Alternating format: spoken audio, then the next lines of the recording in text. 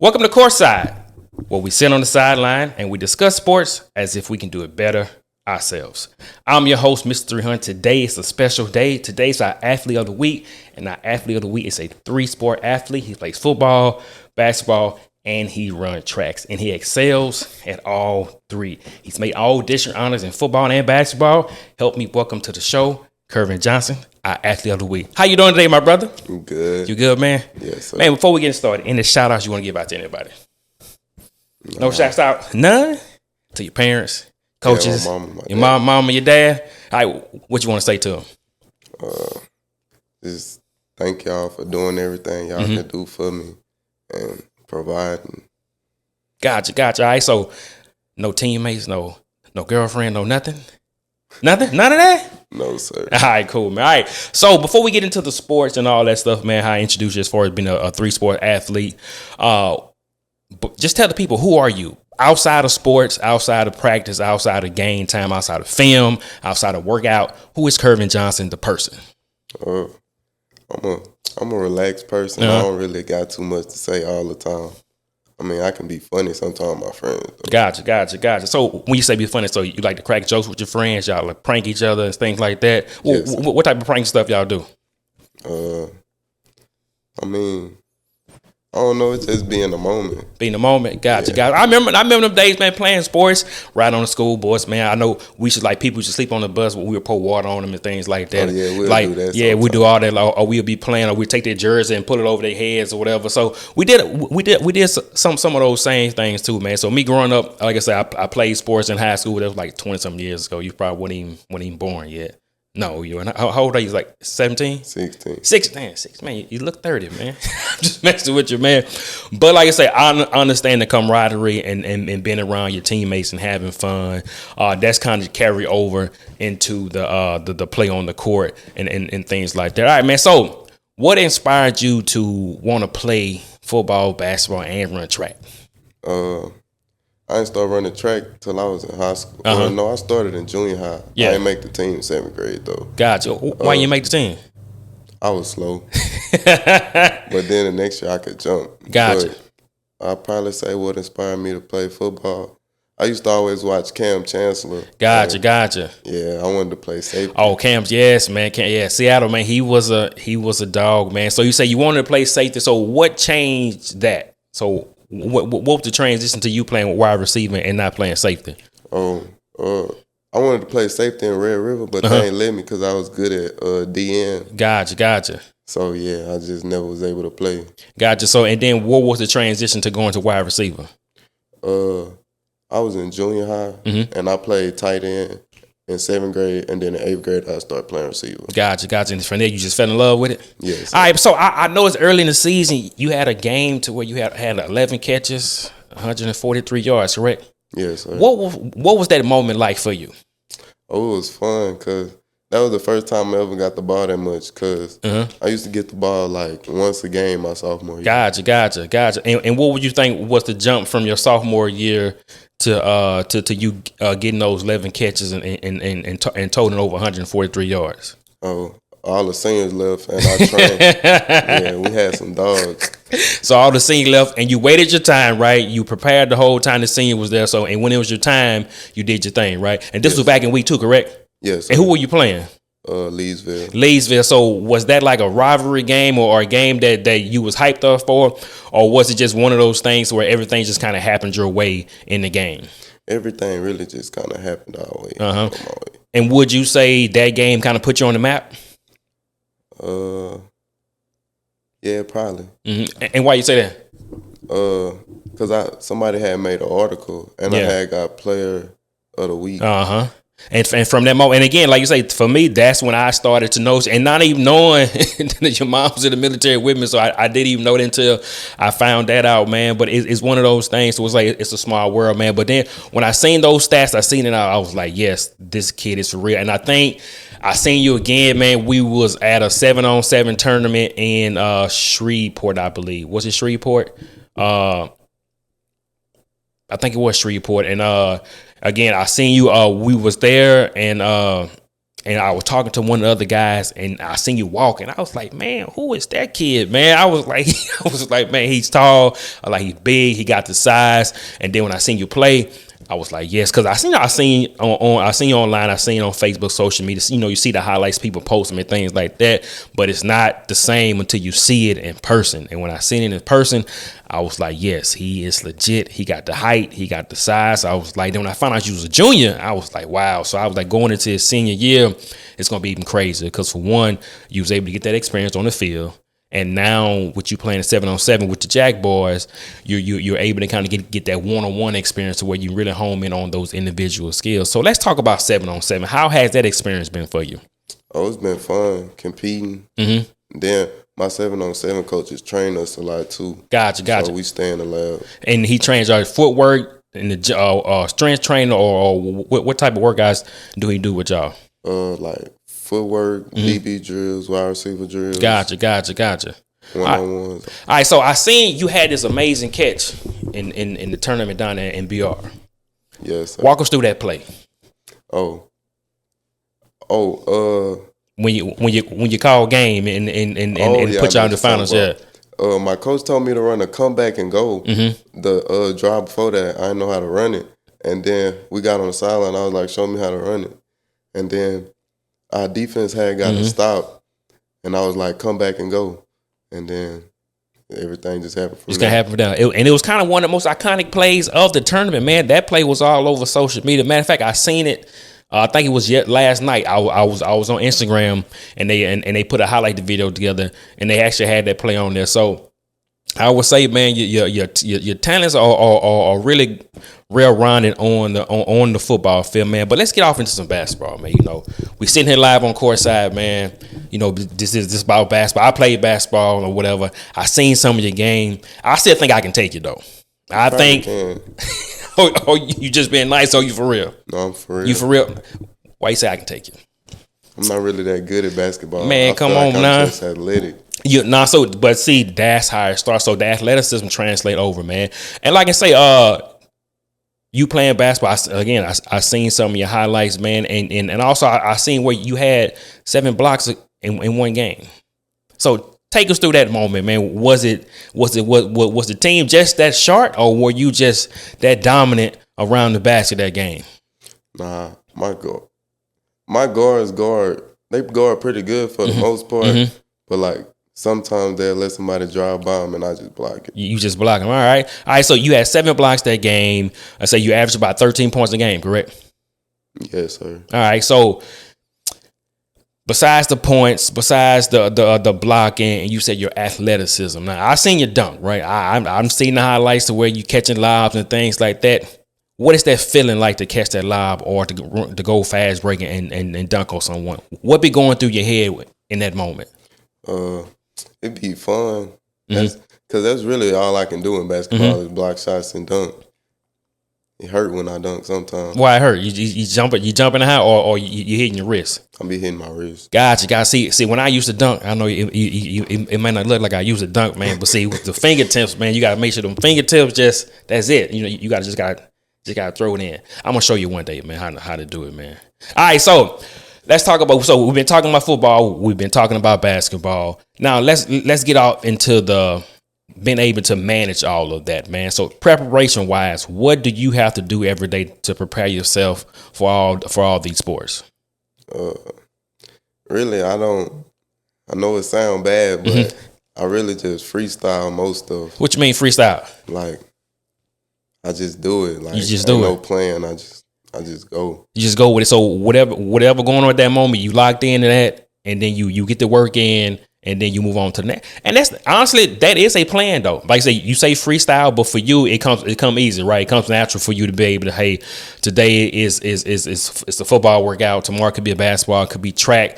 But again, you're locked in for that moment, and you understand what you need to do. And you say you freestyle, and that could be where you see it. But again, because it come easier for you. Again, a lot of people can't juggle all of those things or whatever, as far as playing 3 sports. My oldest son, he did the same thing. He did the same thing. Football, you know, they won the state title. Basketball, they went to the finals, the champion game, got run up, and now he's running track. And he kind of says the same thing. I'm just, you know, I get up, whatever's going on that day, I do it. So I do understand that mindset. So again, so if you have to pick one of those sports, which one would you probably roll with the most? Football. Why football? I just been playing football for a long time. I just fell in love with the sport. You just fell in love. So basketball is more like just to keep you in shape. Yes, sir. You sound just like my son, man. See, I played basketball, so I didn't really push him in basketball, but I kind of wanted him to kind of take the one to see which one he was like. And like you say, football was one of them things. Once he started playing, once he put them clicks on, it was over with after that, man. So let's talk about your parents, man. How inspirational have your parents and motivating have they been for you in your journey with football and basketball and track?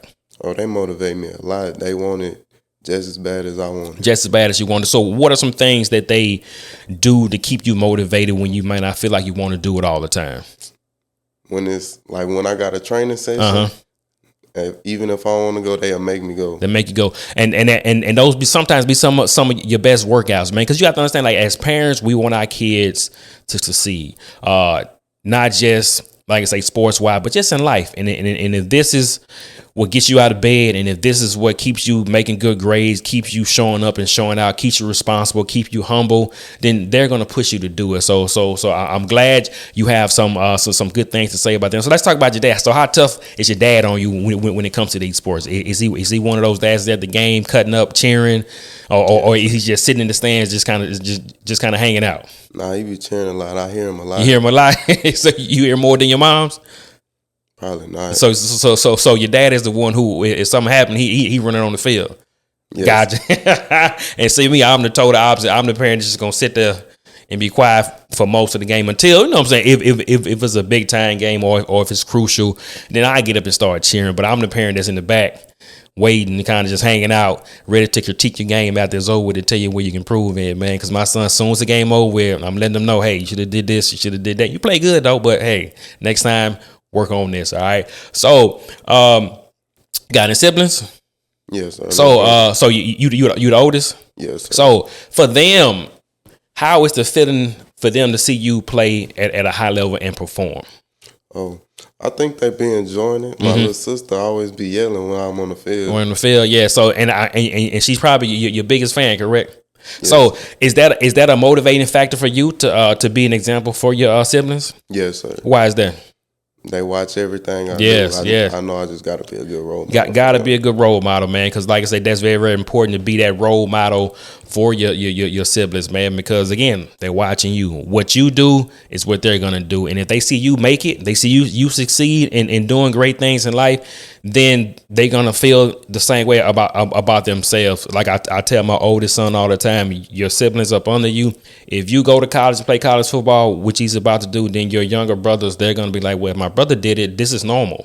Like this is what we do. That's why you see a lot of NBA families make it to the league, because once one make it, I just got to do what he did. Like I got to go to the same camp, same workouts.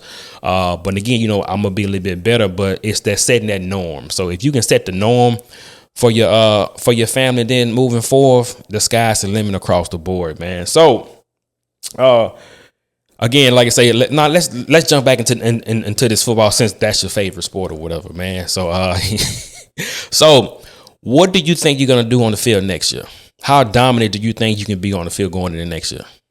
I think I'm gonna be real dominant, because I feel like they're gonna try to give me the ball more. And I think I'm gonna play safety next year. You can play safety too. So yeah, so if you can play both sides of the ball, man, and get that exposure, that'll be on the defensive side too. Because for you to be 6'3", 190 pounds, that's a good safety size as well. But again, that's a good wide receiver height and build too, because at 190 in high school, when you get to college, man, they easily throw 10 to 15 pounds on you. So you can be looking at 210, 215 playing either way.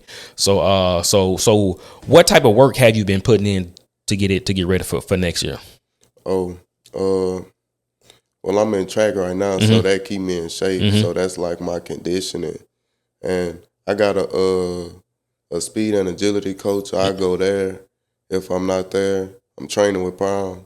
You training with who? Prime. It's a coach at Ash. Gotcha. I knew you talking about. Yeah. So he been getting you right, huh? Yes. Sir. So what type of workouts he take you through?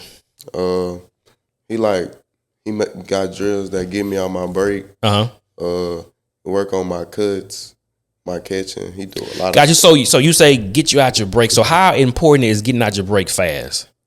Oh, it's very important because if you can't get out your break fast, the DB just gonna jump. Yeah, because they're gonna jump around, put your hands on you, then it's over. Correct. Yes. So, Grant, I know you on the field, and typically you're bigger than most DBs that's in front of you. Correct.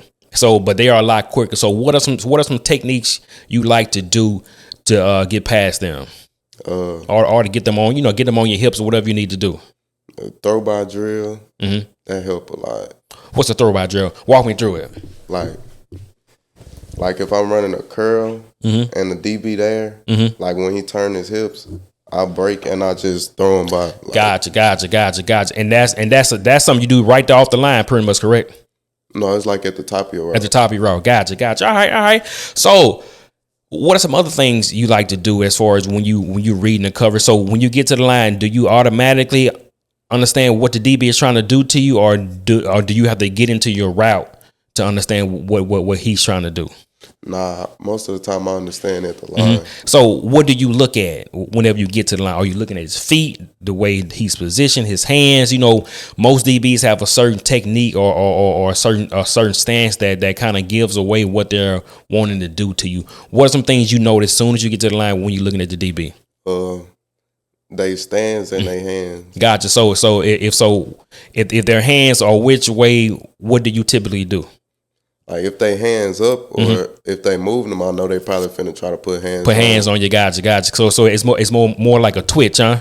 Yes. Gotcha. So let's talk about the feet. So if they're squared or whatever, what that typically means for you? If they feet like sideways, and I know they probably finna bail. Gotcha. Don't nobody really go at me 1-on-1. Gotcha. Why not? You just that good? Nah, I don't know. I'm not fast. I don't know why. Yeah, man. I'm saying you got some speed on. I've seen you run, man. I've seen you jump. I've seen you catch, man. You got to pat yourself on the back, man. You nice, man. You nice. You got the size. You got the height. You got the speed. It's there. Like I say, going into next year, I can see you getting out there doing like catches, like them 11 catches, 143. That could be a typical game for you, just because of your height, size, and your speed, and the way you jump. So again, you got to think about it. Most DBs in high schools not coming to your size, your height, your jumping ability, or whatever. As far as playing you 1-on-1, like say they don't play you 1-on-1, they're gonna double you. But again, you're big enough to be able to still catch and double coverage, man. So I think as far as football, man, the sky is the limit. But let's talk about some more things, man. I know we talked about some things that motivate you and things that keep you motivated, but what inspires you the most to want to get up and be the best you can be? My dream is to go to the NFL. So I feel like that's what motivates me the most. Gotcha. So even when you don't want to work out, even when you don't feel like going to practice, even when it's just one of them days to where like I want to just relax, that's the inspiration that keeps you getting out of bed. So let's say, I know the NFL is the dream, all right? That's the goal. Same thing with my son. The NFL, that's the goal. That's the dream. But let's say that doesn't happen. Do you see it as been a failure, or do you see other things that you can do? I don't really know what I do yet. Yeah. If I don't make it to the NFL, so I mean, I wouldn't say it's a failure. I don't know. Like, I mean, I thought about truck driving. Truck driving. So, like I say, what are some other things you're interested in outside of sports? Streaming. You stream, so you game, or y'all just sit around like the other guy be doing. What's his name? Kai, and ain't this his name? So you talking about streaming like that? Yes. Sir. So let's talk about that, man. So what is interesting about that? Like, it just be funny. Like, he play the game sometimes, or he'll have like rappers come on. Yeah. So that's the new things that y'all do, huh? Y'all sit around in the room and go live, right? And then people to watch y'all and comment. Yes, sir. Man, boy, y'all done came a long way. See, when I was young, we went outside and played basketball, rode bikes and, went to the store and everybody shared sodas and cookies and stuff like that. Y'all still do that? So y'all, I haven't rode a bike in a long time. Man, we rode bikes from the time I was about 8 all the way up to like high school, man. That's what we did. So me being a younger kid, man, if I wasn't outside playing, man, I was inside cleaning my room. But that's why I try to stay outside most of the time, because my mom, she'll make me clean my room all the time. But that's what we did, man. We was outside from the time the sun came up until the sun went down, especially in the summertime. And even after we got out of school, we really will put our books down and we'll go outside, go play. So somebody have a goal out in the yard somewhere, and we'll play ball all day, every day, man. All right, so let's say, man, what have been some tough lessons you've learned playing sports? Being disciplined. Mm-hmm. That's probably the toughest lesson. Why is being disciplined? Why would that be the toughest one for you? Because, like, as soon as you're not disciplined, something can happen. Mm-hmm. Like for instance, like if you at safety and you got deep, but you see a dig and you think you can pick it off, then it's a post behind you. Mm-hmm. Not and like I said, not staying inside of your covers, not kind of getting lax, right? Yes. So have you had one of those moments to where like you wasn't disciplined and something happened to where you gave up a big play? In 7-on-7. 7-on-7, because 7-on-7 goes fast, right? So would you say 7-on-7 is faster than regular football? Yes, sir. Yeah, so I 100% agree with you on that, because that's what I was explaining to my younger self. Like it goes quick, and sometimes it takes you a while to kind of catch up to the speed. So how do you think the 7-on-7 is going to help you going into next year?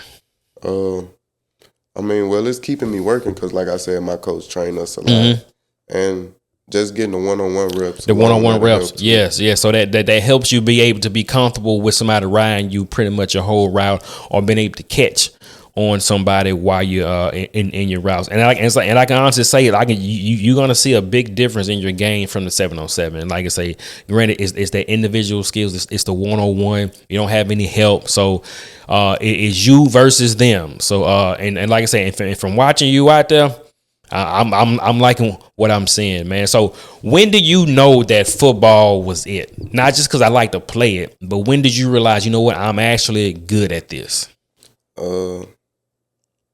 Probably Red River when I was playing DN. Mm-hmm. And see, and I coached in Red River too, man.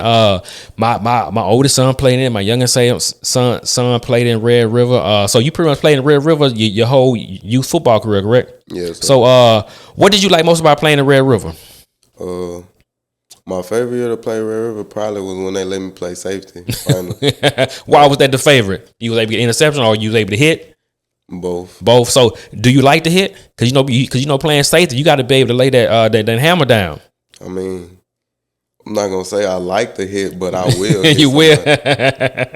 Yeah, I'm saying if you playing safety, man, you got to be you got to be trying to, in a sense, take somebody's head off, man. But it's one of those positions to where if you good at it and you like that contact, you can be really, really good at it, and you can have a long career in it, and as well as like playing DB as well. You got to be able to gotta be able to think quick and understand what's going on, read the coverage, read the defense, pay attention to what's in front of you. But again, man, but you playing that wide receiver position, I don't see too many DBs in high schools messing with you next year, man. And hopefully, like I said, hopefully, but you will be able to get more 11 catches, 143 yards, man, and have a good high school career going off into next year, man.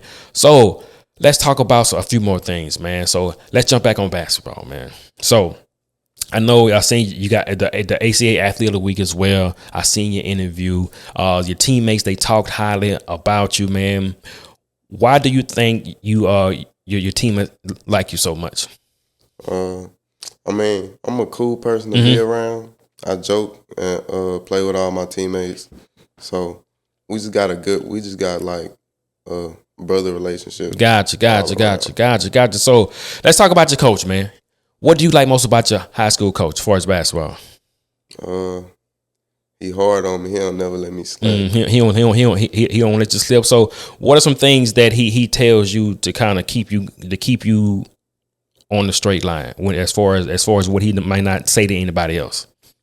Really, most of the time he just tell me like that I can't be lazy and I always gotta put 100%.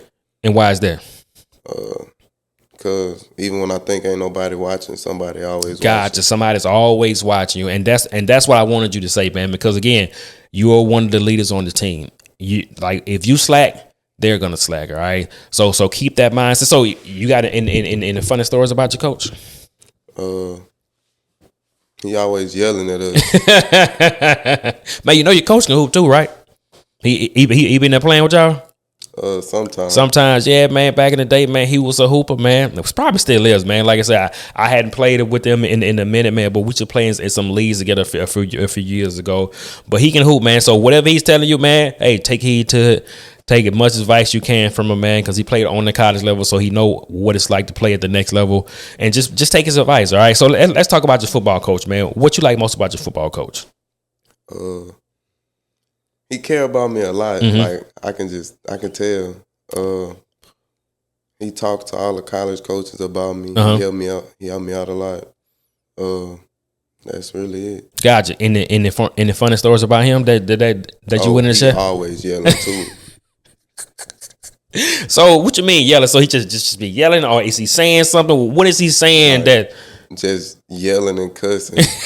But he be cracking jokes while he be doing it. Gotcha. And like I say, when your coach is always on you, man, that means that they do care. So if your coach is not saying nothing to you, that means he ain't you're not living up to their expectations. But if your coach is always getting on to you, that means they see something in you. Because when I was younger, man, and I played, and my coaches always used to be like, if I did anything wrong or if it was slightly wrong, I would get yelled at, and I'd be like, but you're not yelling at those players over there. They doing it even worse than me. But again, I had to realize, like you say, you're realizing now that their expectations for me are a whole lot greater than other players on the team. Not to say that those players can't get to that level, but they see something in you that you can be playing at the next level or playing on Sunday. So appreciate the yelling, all right? Because again, that's going to make you tougher for whenever you get on the next level, and you won't take it personal. And I'm pretty sure you don't take it personal because you kind of just hear it,